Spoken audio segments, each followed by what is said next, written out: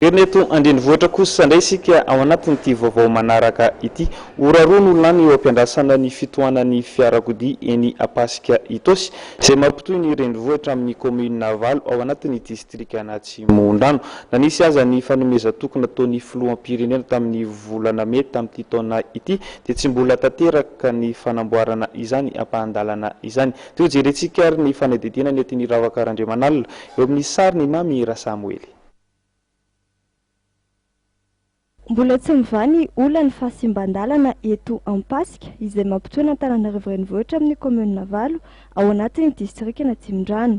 Vokany mbola voatery miaritra ny fitohanan'ny fiarakodia amin'ny ora mabetsaka ampivezivezy ireo mpampiasa ity ampa-andalana ity. Nandesy fanentanana ny vahoaka moa solombavam-bahoaka Arjona Randriaramalala voafito tao amin'ny distrikana Atsimondrano ny fampanantenana nataon'ny filoham-pirenena tamin'ny volana May tamin'ity taona ity mikasika ny fanamboarana ity ampa-andalana ity ary tsy notanterahany ministeran'ny asa vaventy akory hatreto. Tena manao antso avy mihitsy satria indrono nisy ny fanamboarana teto amin'ity lalana Itosy ity. Iray tamin'ny volana Febroary dia iray tamin'ny volana Jiona teo. Manao antso avy ho anareo mpanatanteraka, ho anao andriamatoa filoham-pirenena, ianao andriamatoa minisitry ny asa vaventy Roland Ratsiraka.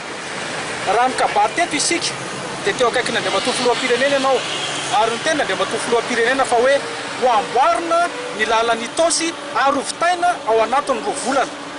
Rehefa nakany aminao nefa ny tenako dia miteny ianao fa tsy misy ny vola ary tsy afaka manao an'izany asa izany.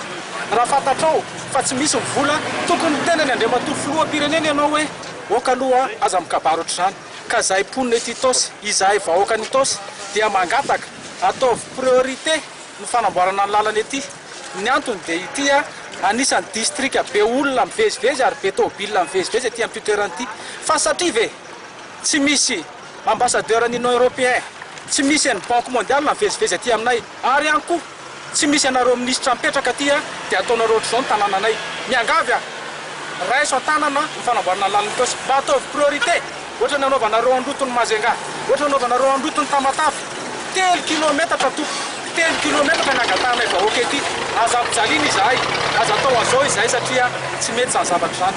Mirefy 3 kilometatra eo moa ity ampa-andalana ity ary vinavinaina eo amin'ny 10 tapitrisa ariary ny teti-bola ampiasaina amin'ny fanamboarana azy.